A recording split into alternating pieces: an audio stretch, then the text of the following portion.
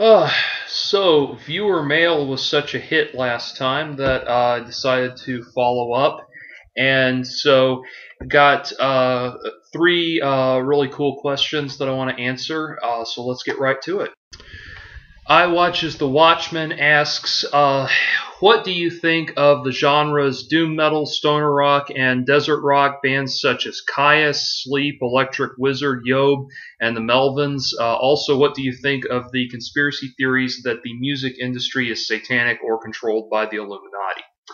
Okay, well, first of all, you asked a really good topical and timely question because the band that I'm working with now that we're kind of keeping it secret right now as we're building it up, and then we're going to release some stuff hopefully very soon.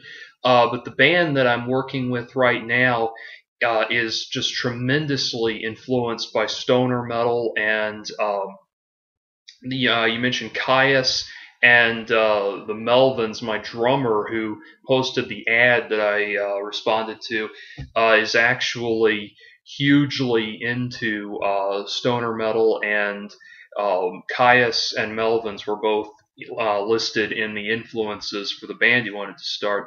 The Melvins are great. So is Caius. There's a band, Japanese band I really like that's kind of like Caius. They're called Boris, and they're really worth checking out. They're a two-piece, and they have that that droning low end. I think they're on Southern Lord. As far as the subgenres you're describing, all of the stuff on Southern Lord is just great. I mean, I really like Southern Lord. If you're not familiar, you probably know about Probot, which is the Dave Grohl side project. Southern Lord put that out, and that's an amazing album. So all the stuff on Southern Lord, Earth, Sun, all of those bands are just great, and I like stuff that has this really atmospheric like that, and that was one thing that we kept talking about with the stuff, and you'll hear it when we put the tracks out, put out the tunes and everything. This band I'm working with, we talked about creating. We wanted to have groove, we wanted to have a good vibe, but also we wanted to create these just big walls of sound. And for those of you who don't know what stoner metal is, it's a stoner metal. Broadly speaking, it takes the kind of the Black Sabbath, Led Zeppelin era of metal and modernizes it. And so there's some really good bands in that genre. One is called Orchid. They're really good. I kind of put Ghost in that genre a little bit too. And then I know there's a couple of acts called Ghost. I'm talking about the one that had a hit single with Ritual. And then there's a band. There are a couple bands from around here that do stoner metal that are really good. One of them is Wizard Smoke. They're really cool. And then here in Atlanta. And then another one's called Zoroaster. And Zoroaster's more established or has been around longer. And they're really hip. And I actually read an interview with Tom Gabriel Warrior from Celtic Frost where he was saying that Zoroaster was a new band that really impressed him. So, interestingly, it's funny. Like the Atlanta metal scene, there's a lot of different. It's kind of like rather than there being like one big scene, if this makes sense, there's kind of like a lot of smaller scenes that'll be focused on like one genre or another genre. So there's a death metal scene, there's a grindcore scene, and there's a scene for more like the gothic type stuff and everything. It's all over like that, and then but then it seems like the pervading element of a lot of bands that come out of Atlanta is this common ground of kind of like stoner metals like Zoroaster, Wizard Smoke, even Mastodon has a certain amount of that. So it's like there's something about stoner metal that's very intrinsic to Atlanta culture, and I think part of it you have to kind of, if you live here and you kind of take in the local flavor and everything, it starts to make a lot of sense. It's almost in a very intangible sort of thing. And if you come down to Atlanta and spend some time around like the little Five Points area, and it'll all sink in, kind of the overall vibe. Um, and also, there's a band I would just wholeheartedly recommend called Black Widow. That is kind of they're like a forerunner of they're considered a forerunner of black metal, and they go all the way back to the 1960s. But really, what they are is more of a forerunner of stoner metal. And if you listen to their music, they're not heavy at all, but you can hear the same kind of rhythmic cadences, the same sense of boogie, the same sort of kind of melodic elements. They're kind of some Eastern sounding elements mixed with some blues and that sort of thing.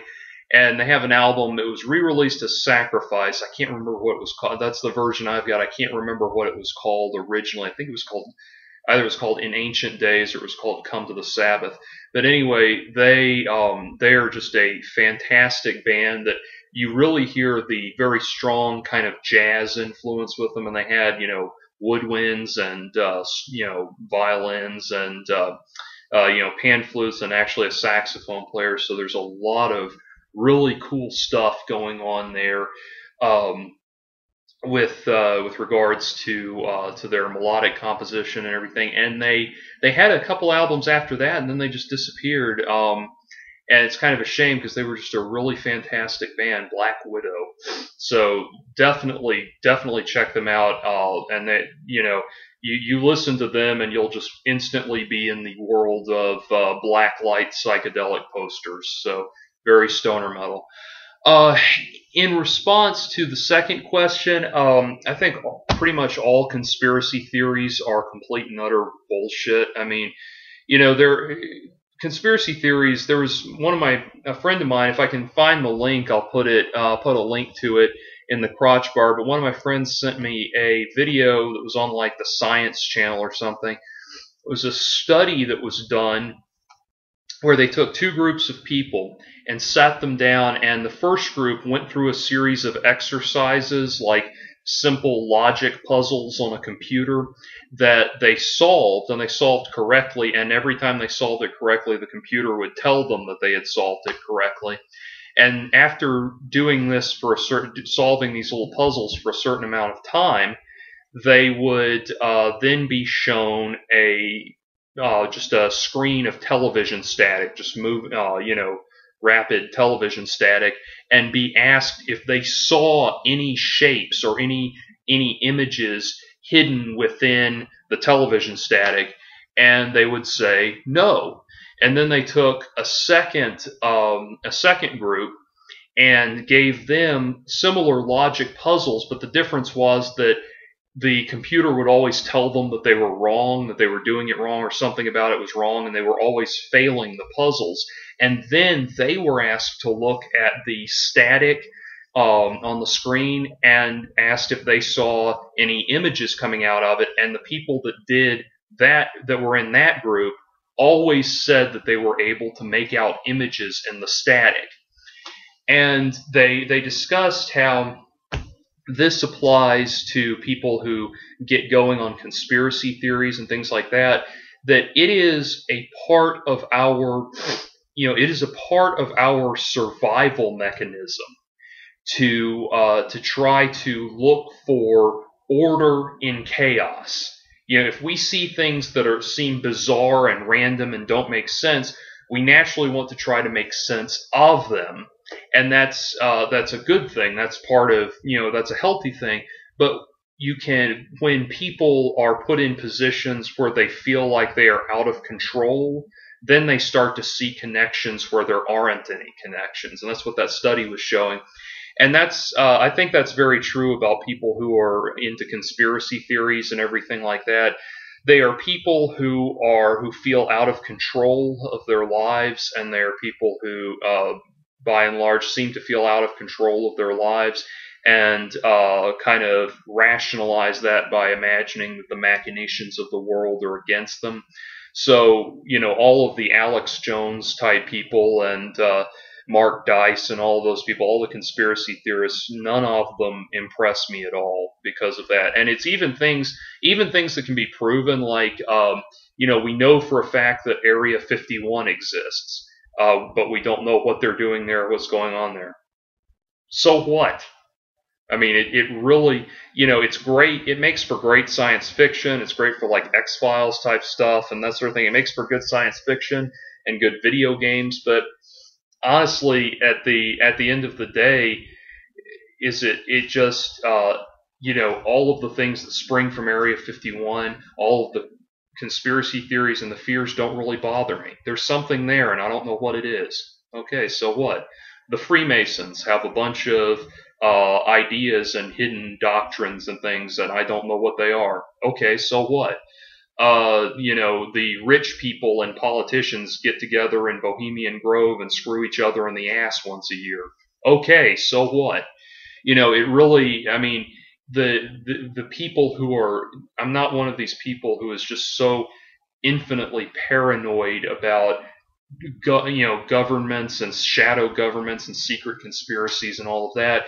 It really doesn't impress me. To me, there are always far more rational and logical explanations for any kind of conspiracy theory. And no, I don't think that the government was involved in, or the government orchestrated 9/11. I think if our government had any role in 9/11, it was simply that they knew that the attack was coming and just disregarded the information and allowed it to happen. I mean, that would be the extent of it, and that might not even be because they were being malign. It could just be because they were incompetent.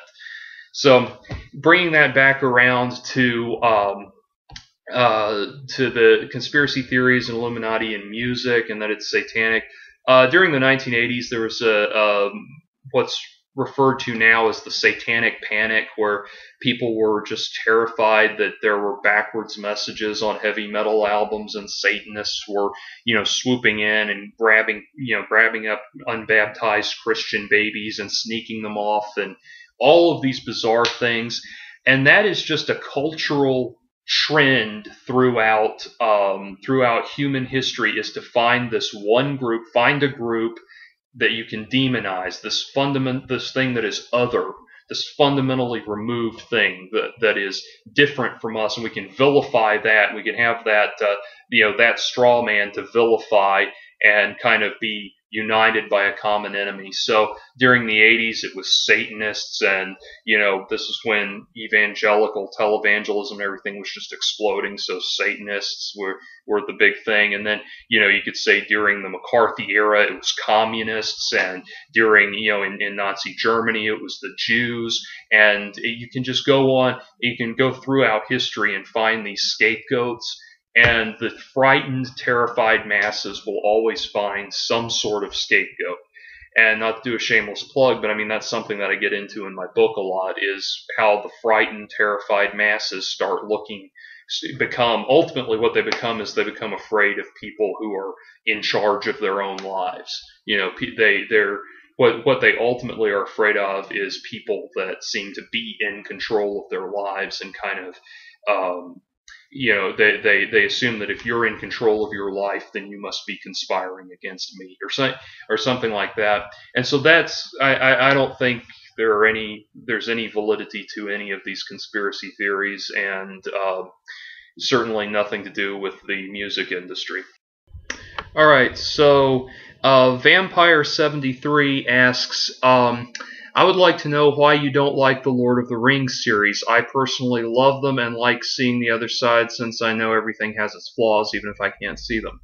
All right, super. Well, where to begin? All right. Well, the first thing that needs to be clarified is that, in general, I am more interested in science fiction than I am in fantasy. And the fantasy that I do like tends to kind of blur the line between science fiction and fantasy. Like, for example, I really liked the Highlander movies. I don't know if you, and the TV show was good too. I don't know if you would consider that fantasy or science fiction. There's kind of a back and forth between whether or not what they're experiencing with immortality and the transfer of consciousness and all of that, whether that's a scientific phenomenon or a supernatural phenomenon, and it kind of there's some back and forth on that. But so a lot of the fantasy I like anyway already has some crossover with science fiction, and I've always been just ultimately fascinated with with the innovations of technology and the ability of the human mind to construct these and realize these unbelievable feats of technological innovation. That's why, like, given the choice between Superman and Batman, Batman is ultimately more interesting to me because Batman, his superpower, his actual superpower, is just his intelligence and his ability to create these, incredible technological marvels and all of that. Superman, to me, watching Superman, he's got his dangers along the way, but ultimately it just seems like it's kind of like watching somebody play Super Mario with a game genie or using cheat codes or something. It's like, well, if you're invincible, or almost completely invincible, then it's not really that interesting. It's not much of a challenge,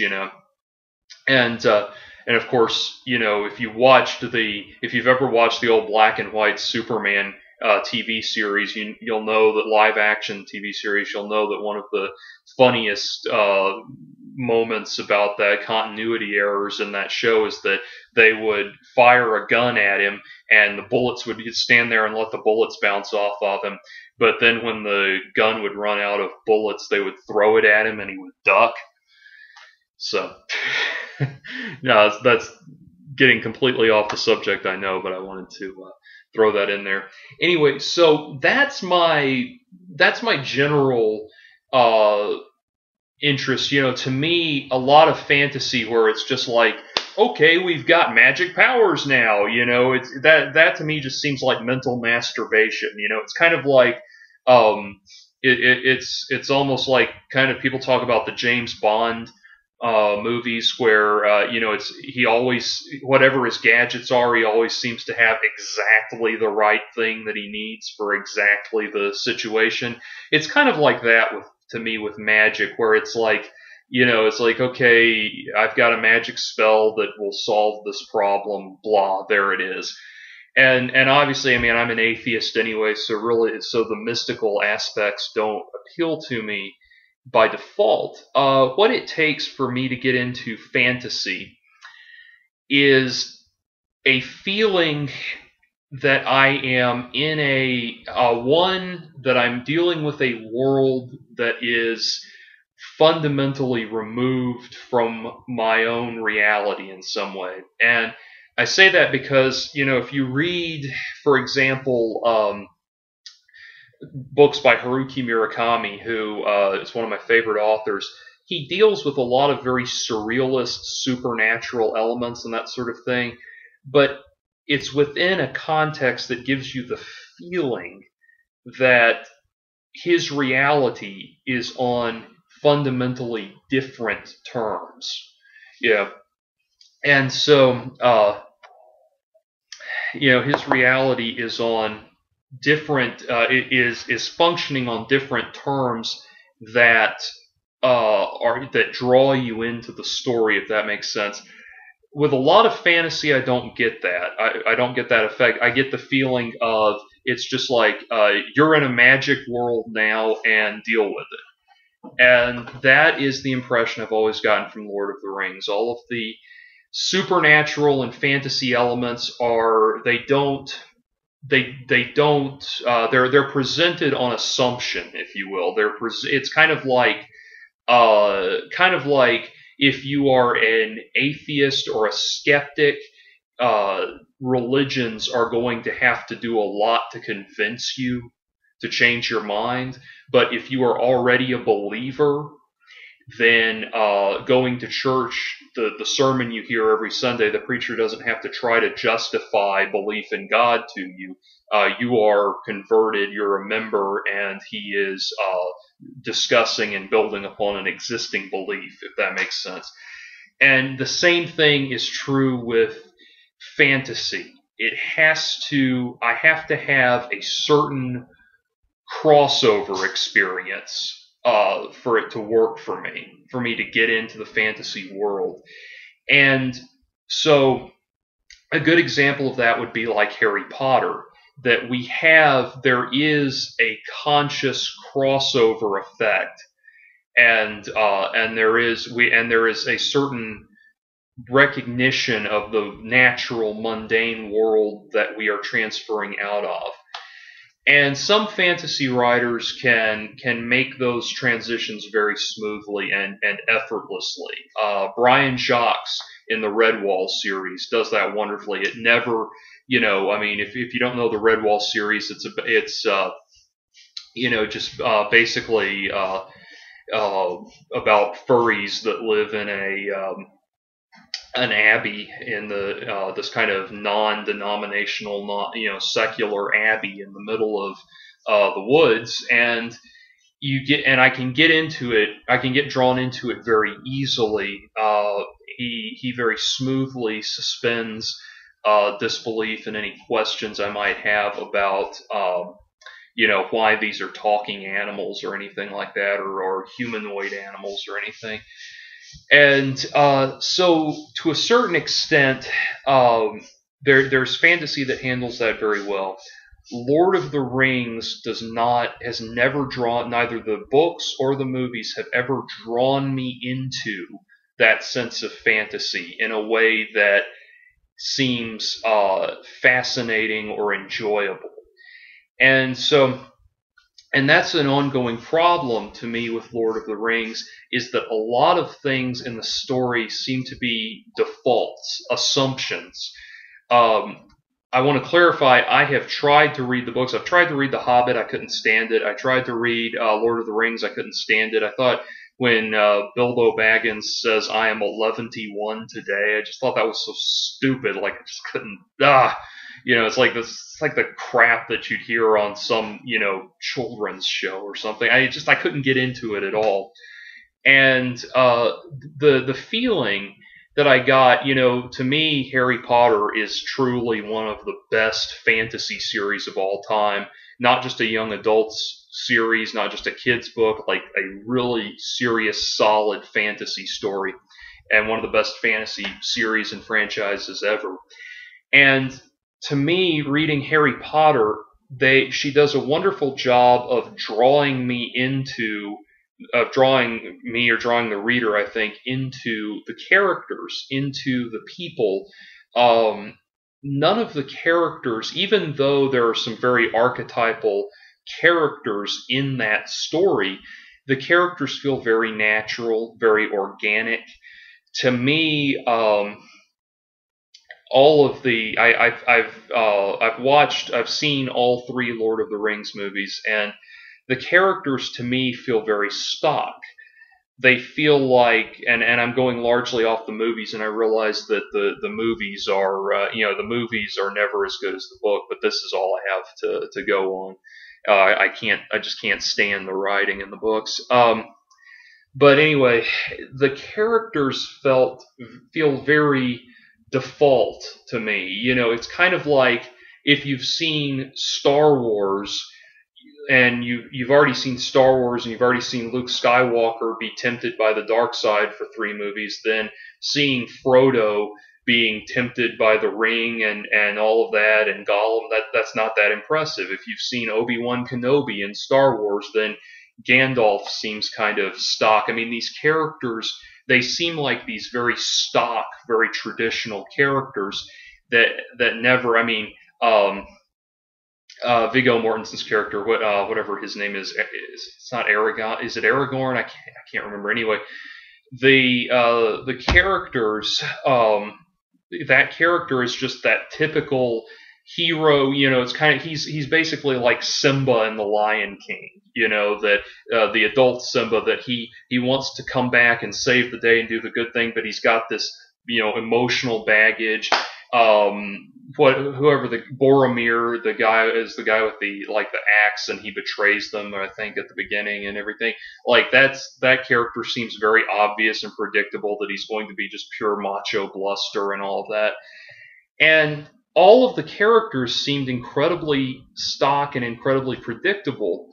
And I actually don't think that is the fault of Tolkien. I think what's happened is, I've read a lot of books, a lot of science fiction, a lot of fantasy, and Tolkien, by the time I was like 18 or 19 by the time I finally got around to Tolkien, because the movies were coming out, and reading it felt like I had read this story before, and part of that is because the Tolkien formula has been so recycled in fantasy that it's just so incredibly obvious. We're gonna get this little group of people together, that they all have their quirky little personalities, and we're gonna get one main person and 3 or 4 sidekicks and an old person that has some elderly insights, and we're gonna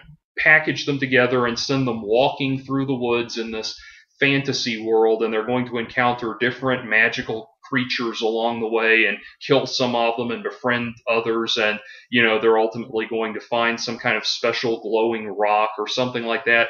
I mean, this formula has been done and done and done. So it's kind of like, let's say you see a movie like Independence Day, and then you see a bunch of alien invasion films from the 50s and all that. Then if you read War of the Worlds, you're going to be going, well, I've done this. I've done this story. It's interesting to see the original story that seeded all of that, but it's not that entertaining. And it's the same kind of thing with reading Tolkien. It's like I realized this came first and this was the original thing, but at the end of the day, I've been down this road so many times. It's kind of like, one of my my all-time favorite author is Harlan Ellison, and part of the joy, whether he writes in a wide range of he led the charge of speculative fiction and of new wave science fiction in the 60s and 70s. And so he writes in a wide range of styles: science fiction, fantasy, dark fantasy, magic realism, surrealism, all of these styles. I never feel like I'm dealing with stock characters or a stock storyline. And it's kind of like to have an informed opinion, I read some of the Gore novels, which are just horrible. But I read some of them. They're not long, but I thought, well, I read it and I thought, well, this is obviously Edgar Rice Burroughs. I mean, it's just the narrative style, the ideas, the whole vibe. And I get that retroactively with Lord of the Rings.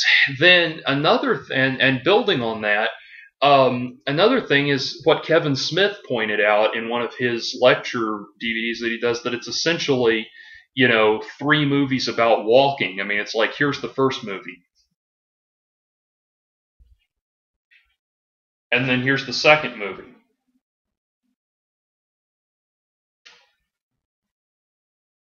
and then here's the third movie.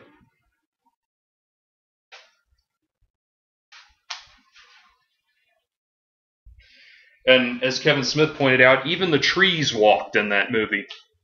And there's an old Dana Carvey movie where I forget what it's called, but he's got amnesia. It's a really good kind of sleeper underrated movie. And he's got amnesia, and he loses his memory every day. And at one point, he stumbles into a college lecture, and they think he's the professor, and he has to try to fake his way through the lecture. And so he pulls down the map, and there's a map of like Africa, or no, I think it's a slide. Yeah, it's a slideshow presentation.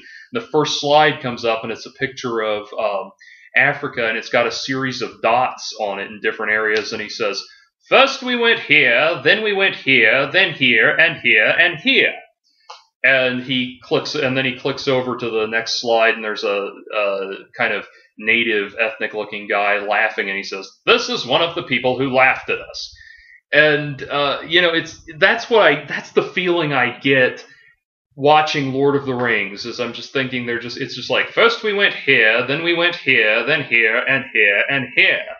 And we just walk from one location to the next, and yes, there's battles along the way, and those get and there's supposed to be. I know that I understand that the books are an analogy for what Tolkien experienced when he was in the war and that sort of thing, but I know there's supposed to be this camaraderie, and we're supposed to feel all of this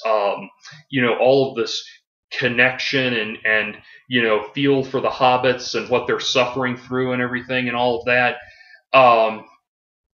And it just doesn't click. Those characters they're all, to me, they're all a bunch of Mary Sues. I mean, they're just not deep, believable characters. And maybe the books elaborate more, but the films, when I saw the first one was just like visually fascinating. It's kind of like seeing a Michael Bay movie where it's like you go and the visuals are stunning, and then a few weeks later you think back and thought, oh yeah, that actually really sucked. The first one was like that for me. Like, I went and saw it and thought it was really cool visually. The elf village or the elf city where they live, that part was awesome. The visual on that was just totally cool. I really loved that. But throughout the thing, even watching that, it felt a little dull. It lacked the same kind of imaginative spark that Harry Potter, both the books and the movies, had. So there was that, and then I watched the Two Towers again in the theater, and it was, I mean, like Kevin Smith said, even the trees walked in that movie. I mean, it was just the magic was gone, and it was just kind of this dark, murky, gray sort of blah, just the swamp of kind of murkiness. And after a while, I just can't get into the fakiness of the characters anymore. And again, from a production standpoint, obviously it's masterfully done. Howard Shore's music is stunning. It always is. But then, even that, by the time it got to Return of the King, I saw that in the theater. I remember seeing, after we left Two Towers, I saw it with my dad, and I remember him saying, "I am glad there's only one more of these," and I agreed too. And so, Return of the King, I was actually sitting there in the theater watching, and there would be these shots of Frodo and Rudy staggering up to the cliff where they're going to throw the ring in, and I was actually like thinking, okay, it can't be much farther. It can't be much farther now. They're almost there. If they just sprint, they could get right there. And of course, it's just the whole way, and it was just so fucking boring. It's like, I get it. It's a hard trek. They've expended a tremendous amount of energy climbing this mountain. I get it. Okay, just throw the fucking ring in the lava, and yes, obviously Gollum is going to jump out and try to grab the ring, and he's going to die with the ring, because he's going to fall with the ring and die along with it, because we're going to do only the most fucking obvious things imaginable, and it was just pure agony waiting for them to throw that fucking ring in the lava. And then, like, there's that thing where the Viggo Mortensen guy with Aragorn or whatever it is, they're about to lead this battle into lead this battle charge to save Frodo or whatever, and nobody's really wants to do it, and they're all kind of blah, and he turns around and says, for Frodo. And they're like, yeah! And it's like, I just felt nothing when he said that. I didn't feel anything. I knew that was supposed to be like that was supposed to just punch you in the gut the way they presented it. I knew that was supposed to be like this thing that gives you chills. I knew what it was, and it was just a swing and a miss. And then the thing that just pissed me off completely, and again, I guess if I had read the books, I would have known that this was coming, but like all of these moments at the end of Return of the King where it was like it seemed like it was going to end, and then it didn't. It just kept going, and I remember I stood up 5 times and sat back down because you kind of get that feeling for when the movie's over and the credits are about to roll. And I felt 5 of those moments, and I kept standing up and sitting back down because there was more shit. And other people in the audience were doing it too. And they would have these things where they would fade to black and then fade back in, and you could tell people were thinking that it was going to, people were thinking that it was going to end, that it was going to be over, and there were like people sighing in the theater, like, and all of that, and it was finally over, and I just felt completely drained watching that. It's kind of like when I would go see the Harry Potter movies. I saw all but the last 3 in the theaters, and now that with TVs like they are now, who really needs to go to the movies anymore? But anyway, with the Harry Potter movies, I left the theater feeling alive. I would finish the books. I could sit there like with I remember I think it was Deathly Hallows where I read like the last half of the book in one night, and I didn't feel mentally drained at all. I didn't have an eye strain headache. I just felt alive and passionate, and I didn't get that coming out of Lord of the Rings. It just, everything, reading it, watching it, feels like a drudgery to me. And I think that like I said, it comes from the pacing, the pompousness of it, the fact that the basic formula has been repeated so many times that it's just very predictable and not interesting to me. And I think that's ultimately what it comes down to, and that combined with me just not being huge on like straight up genre fantasy for that reason, and to me there are people who have done the Tolkien thing much better. I think like go read Terry Brooks' Shannara novels. He handles the Tolkien vibe much better. One credit I do have to give, though, is that strangely, I have been really blown away by some of the things that have been inspired by Tolkien. Blind Guardian, like the Blind Guardian album, Nightfall and Middle-earth, is fantastic. And all of their stuff that they've done about Lord of the Rings and all of that, there's some amazing songs. Blind Guardian, go listen to like the song Lord of the Rings. Nightfall is a great song, and just all of those songs. Into the Storm, and so many good songs that came out of Tolkien, and they capture. If the actual story captured the vibe of Blind Guardian in their music, I would probably be a huge Tolkien fan. And then like one of my favorite prog bands is Marillion, and that they got their name. They were originally called the Silmarillion, which is another Tolkien story, and they were given a cease and desist by Tolkien's estate, and so they just became Marillion. So there's some, I know Rush was inspired by Tolkien a lot. I know Led Zeppelin was inspired by Tolkien. So all of these, there have been some really great things that were inspired by Lord of the Rings, but Lord of the Rings itself just doesn't do it for me. And it's odd. But again, like I said, it's kind of like when I read H.P. Lovecraft.